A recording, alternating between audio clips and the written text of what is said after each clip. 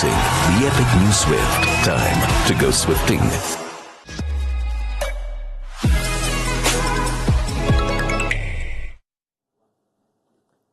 A season of so much woe ends in all-time low for Mumbai Indians. The five-time champions finished the campaign with 4 wins, their joint fewest ever in an IPL season, as they are consigned to a bottom-table finish for the second time in 3 years. Lucknow Super Giants, who have to contend with not making the playoffs for the first time in their 3-year history, do finish with a win.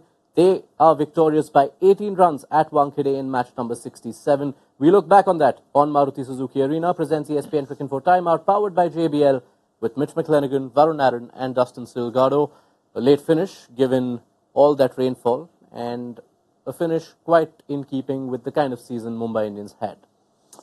Yeah, I guess, a couple of good performances, but not an entire team performance, and that's what's let them down throughout the season. They haven't really fired as a whole unit at any point, really, have they? So it probably is quite fitting that they got close, looked like they could have a chance, collapsed, like you spoke about. Did your call come through? 10 balls? Almost. I think it was 14 balls. Yeah. So close enough. You pretty much called it, and then a bit of fight back at the end to give you a glimmer of a hope for the next game. It's a bit like golf.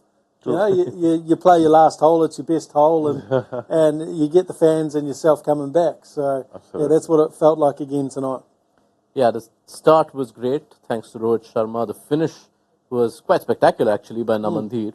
But in the middle is where you saw what were recurring issues for MI through this season, at least from a batting perspective. Kishan just never got going, this time even with a different batting position. And Hardik Pandya's season, a season that he'd like to put behind him as soon as possible. Absolutely. I think they were depending on Hardik Pandya to deliver the goods in the middle order, especially in the lower middle order. He took on a role which was very different to what he did at the Gujarat Titans, but it never really saw fruition because I just thought he didn't hit the ball well at all. And I was just having a look at some videos today. I think it could be a small technical fault which has crept into his batting, which he should look at before he goes into the World Cup. And yeah, Kishan again, another player they were really depending on. They tried opening him for the whole season. This match they thought, okay, let's try him in the middle. Maybe that'll get him some runs. That didn't happen. And even if you see, Surya Kumar Yadav has had a very hot and cold season. He's either gotten he got 100, then he's got a 50 of maybe 20 odd balls, couple of 50s like that, but then otherwise it's been 0, 4, 5 or 10. And when your main players don't deliver, then you find yourself on the losing side more often than not. Yeah, Varun's point on Surya stands out because while there are 4 scores of 50 plus, you remove that, the other 7 innings are, I think, less than 100 runs, and that tells you where Mumbai have fallen short. It's been a strange season for them with the bat because there have been different players who've looked in touch at different times. Like Rohit in some innings, like today, looked in touch. Surya's looked in touch. Tilak has looked in touch. But I can't remember, apart from maybe one Surya and Tilak partnership, I can't remember any significant partnerships that they've had where 2 guys are going well. And today was a perfect example because, like we were saying, Rohit does well at the top. And then once he's out is when Dhir comes in and looks good. But there was never any point where there were 2 batters batting together looking good. And Kishan, 14 of 15. The context of today is one thing, but now if you put together the last 3 seasons, he was one of those big ticket buys for Mumbai at the mega auction, spent 15 crore. Would you think on the evidence of these 3 seasons that it's not quite worked the way they would have thought for Kishan? It hasn't. It definitely hasn't. He did really well for them. He had a lot of impact for them before the auction, and even after the auction for a few games. But when you're paying 15 crores for a player, you expect him to be really consistent for you. That's why you pay 15 crores for a player.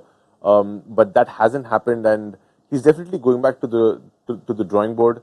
I'm sure he's going to come back to Jharkhand, play some games for us, and then get back to the form he was in before. Yeah. What do you think was the biggest ailment for Kishan? You can talk about this season as well as if you look at 3 seasons all told, you're looking at an average which is just about 28, a strike rate of 135. Yeah, I kind of only really looked at him a little bit deeper this year, but you mentioned something downstairs about just standing a little bit upright from what you noticed, and generally as a batsman, sometimes if you're standing a little bit upright, you struggle, particularly when a shorter player, you struggle to get that power, that same power, use the ground, and particularly his game was always about getting underneath the ball. True. So if you're a little bit tall in your stance and traditionally, you're a bit more crouched, then you might find it a little bit more difficult to pick the ball up and get under it and get a little bit more leverage. So I thought that was an interesting point you made around that.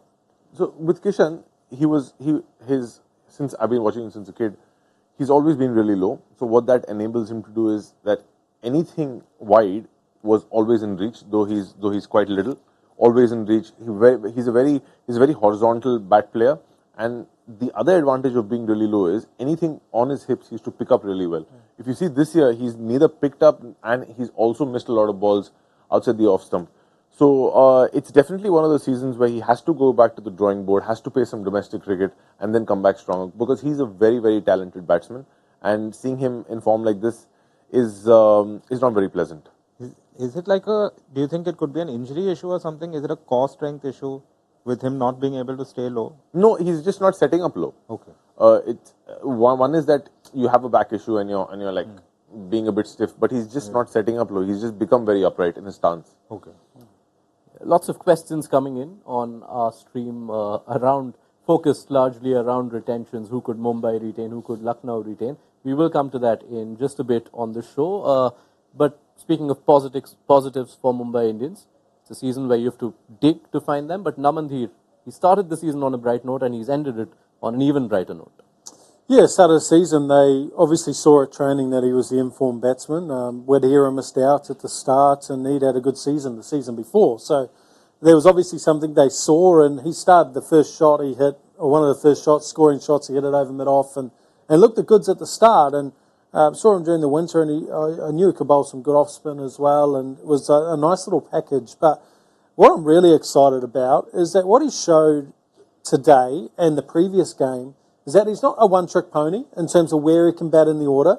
I'd only ever seen him bat at the top order, and then today in the last game, we saw him come in later on where the ball wasn't moving, and he's got the power. He's got the power to finish a game, so that's really exciting for him. That's really exciting for any side that picks him up next year, because he's so versatile, and that's what you need out of your players if you're looking at a big auction, because you just never know what holes you can't fill when it comes to the auction. You may not get the players that you want, but if there's someone like a Dhir there who can bat from 1 to 7 and bowl some off-spin, that's a high-priced player. Yeah, and that last bit from Mitch also adds to his potential value to whichever team he's part of next season, because it's not like you have a lot of all-rounders going around. And in particular, if we move to an IPL which is without the impact player at some point in the future, Dhir's stocks only rise. For sure, because you want batsmen, especially lower order batsmen, to be able to bowl a little bit. That just increases their utility value. When it comes to his batting, I feel one of the best parts of Dhir is that he's not just a very leg side player. He also plays some really good shots through the offside, and that just makes it very difficult for bowlers to bowl to such batsmen. Because if you see a lot of the power hitters who come down the order, they're very, very leg side dominant, very bottom hand dominant. But he's somebody who can open the offside field up as well, which is very rare. I think the only other batsman we've seen that kind of game from this year, especially in the lower order, is Tristan Stubbs. He's done that very well with spinners and fast bowlers. So apart from his bowling, I think his batting is also very unique, and that's going to make him one of those interesting buys in the auction. The other big positive on the day, not just for Mumbai Indians, but also from an India perspective, was Rohit Sharma back on the runs, and he is our JBL Mute the World performer of the day.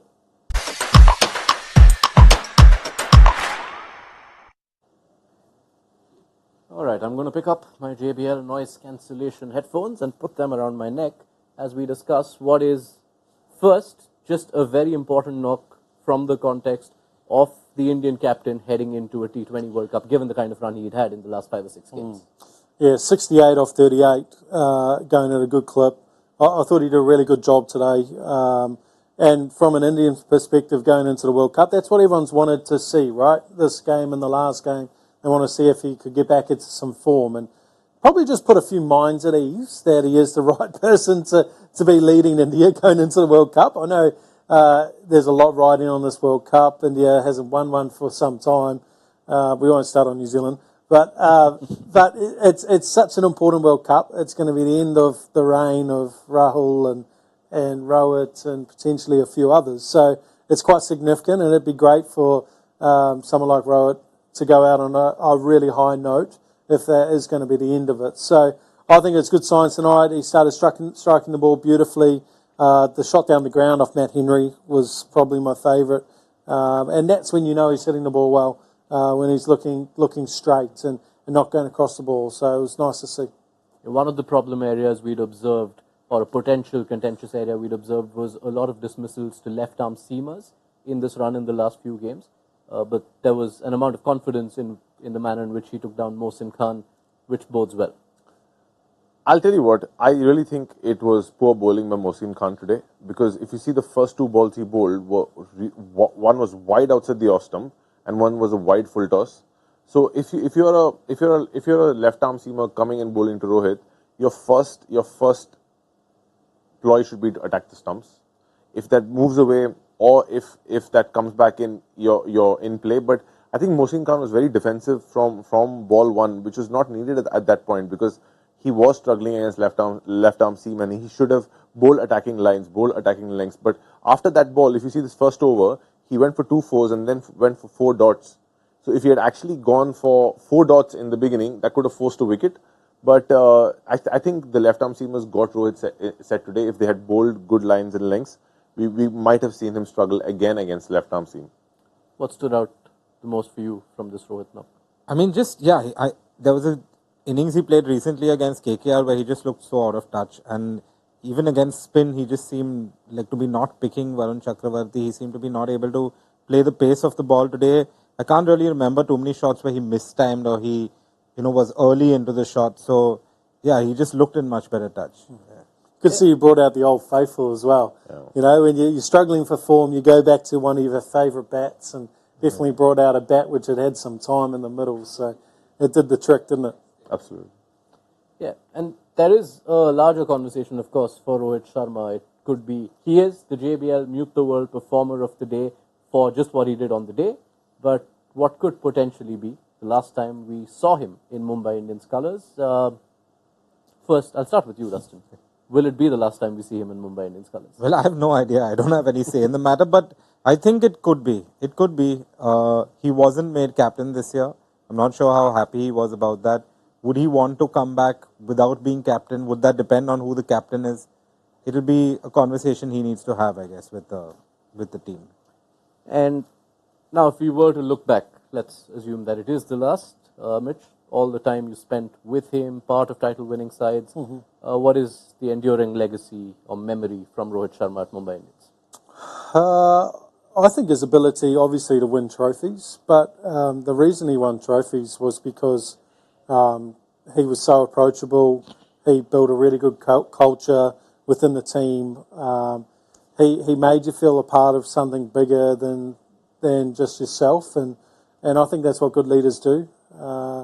Always felt when I was playing under him that I had the full support of him, and there was a couple of games, one of the years, 2017, I think, where I went back-to-back games where I went close to 50, might have gone over 50. And as a bowler, that's your worst nightmare. Someone gets hold of you one over and then you're walking off the field, and just went up to him and just said, hey, mate, really sorry, apologise. And he said, mate, don't worry about it. I know you're going to win us the game the next game. And from that small conversation, when you have a leader who in the moment could be really frustrated with you and be really emotional and potentially you've just bowled a match-losing spell, for him to turn around and not worry about what happened in the moment and just look forward and spin a negative into a positive light. I've seen him do it with numerous players throughout the time that I was there. That kind of ability in the moment to make someone feel 100 feet tall when they've performed poorly is probably one of his greatest qualities and a lasting memory that I'll always remember. All right, that covers us for Rohit Sharma. 68, and while he was at the crease, it looked like Mumbai Indians were in with a chance, but Lucknow Super Giants pulling things back winning by 18 runs. Seeing how late this finish has been, thanks to that unexpected rainfall in Mumbai, we are going to slip in quickly now into our rapid-fire review of MI versus LSG, trying to cover more of the seasons for both these sides. I will begin with you, Varun. Inconsistent batters, lack of bowling support for Bumrah, and tactical shortcomings. Rank them in order of what hurt Mumbai the most this season. I think I would say the inconsistent batting, number one. Then I would go to the tactics, and then Bumrah, because at the end of the day, it's a team sport. You really need to fire as a batting unit, as a bowling unit, and you can't just depend on one person. Similar question around Lucknow to you, Mitch. Inhibited approach with the bat or the absence of gun wicket-taking bowlers? What cost them more? I would definitely say the bat. I think they failed, particularly every time they batted first, they failed to have a tempo to get a score that was going to be defendable for their bowlers. So I think that's where they missed the mark this year. All right. Dustin, Mumbai or Lucknow, which team's absence from the playoffs is the bigger surprise this season? Definitely Mumbai. Most people picked them to reach the playoffs. They had what looked like on paper was one of the strongest batting units in the tournament. And even bowling-wise, it looked like they had the bowling on paper. And just given the history of the franchise, all the success they've had, they reached the playoffs last season with what would look like a weaker squad. So I thought for sure they'd make it this time. So many questions have come in around potential retentions. We slip into that now. Mitch, pick your retentions for Lucknow, assuming a maximum of 4. Maximum 4, Nicholas Puran, KL Rahul. I will be looking at Bishnoi and probably Mayank Yadav. All right. Varun, for Mumbai, if you could retain only 4 players, who would they be? Suryakumar Yadav, Jasprit Bumrah. I would go with Rohit Sharma and Hardik Pandya. All right. And Dustin, if this were to be the end, your favorite memory of Rohit Sharma at Mumbai Indians? The 2017 final, him just celebrating that last ball because it had been such a close final, 129 to defend. And he had taken such risks. I think he opened with Krunal Pandya in that game with the ball. And then he bowled Karan Sharma early, and you could just see the kind of elation, him charging across the field to celebrate that 1-run win. So, yeah, that was nice. All right. That covers us on the rapid fires. I can think of another 1-run final. And I remember Rohit's dash. That was also at Hyderabad. Yeah. You were on the field. That was quite memorable too. Yeah, memorable. I guess that's... I think particularly that one, there was a really big decision to be made. That decision at the end, there was chat of Hardik bowling that last over and not going back to Malinga, who had a poor game to that point, and just the calmness to make the right decision under an extreme amount of pressure and put the ball in the hand of one of your most experienced, one of the best ever IPL players of all time. So, yeah, that was a great memory. All right. That has us covered from this game. Now let's find out how the day has been for all of us with our predictions and whatnot. It's time to go into the impact zone.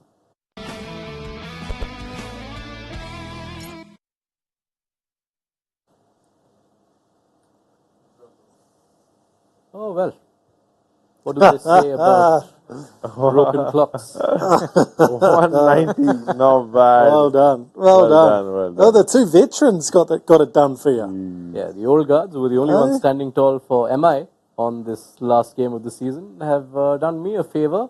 But Mitch McClenaghan, in your internal sweepstake and competition with Varun Aaron, that comes in handy thanks to Very Nicholas Puran. positive. I've definitely made a dent today. I can tell by the silence of my compatriot that he's not overly happy with today. That's not fair. Bishnoi deserves more than 34, man. Like, come on. Yeah.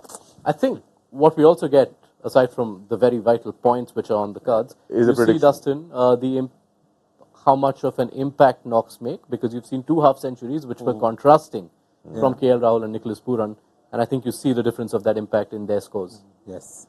That's how the impact index works. I'll pretend to know how it works. Wasn't Puran high quality? He was high quality. I just you do everything you can if you're luck now to retain him, because if he goes back into the auction somehow, he's going to go for an absolute bomb. They're retaining him. They're not going to let you have Absolutely have He's to. phenomenal. Let's see how the outrageous picks for the day went. There is definitely one that had landed, and that is, in fact, The only one from the day, Delightful. Pooran and KL Rahul to both score 40 plus. Mitch McClenaghan beaming with Has 5 points. Mitch has had a good day. Dustin, you would have got away with saying 3 wickets to fall within 15. Yeah, but I wanted 3 and to 10. be really outrageous. Yeah, that would have 3 been and like 15 is quite common this IPL, especially for Mumbai. zing. Dustin Okay, is out with the leaving zing. by giving a cue to how outrageous picks really need to be. So that does it as far as today's picks went. We will show you what that does to the season leaderboard when we meet next. But for the time being, a look at the IPL points table. We have confirmation after match 67 that Mumbai Indians will finish bottom. Punjab Kings still have a game to play and they are 2 points clear. Lucknow could now finish 6th, assuming how RCB's game against CSK goes. But that is where all the attention turns to now. We're already into Saturday. CSK versus RCB, a knockout even before the playoffs begin. 18 is the margin RCB fans are going for, and they're also obviously praying to all the rain gods, given all the weather updates we seem to be getting. So it promises to be a cracking Saturday. Be sure to join us. The build-up to that begins just before toss time on Maruti Suzuki Arena. Presents ESPN Cricinfo Timeout, powered by JBL. If you haven't already, download the ESPN Cricinfo mobile app. It'll have you covered with all the reactions and everything both camps had to say after Mumbai Indians and Lucknow Super Giants closed down their IPL 2024 campaigns, as well as all the build-up to CSK versus RCB. Be sure to join us on Saturday evening. That's it for tonight. Thank you so much for your company.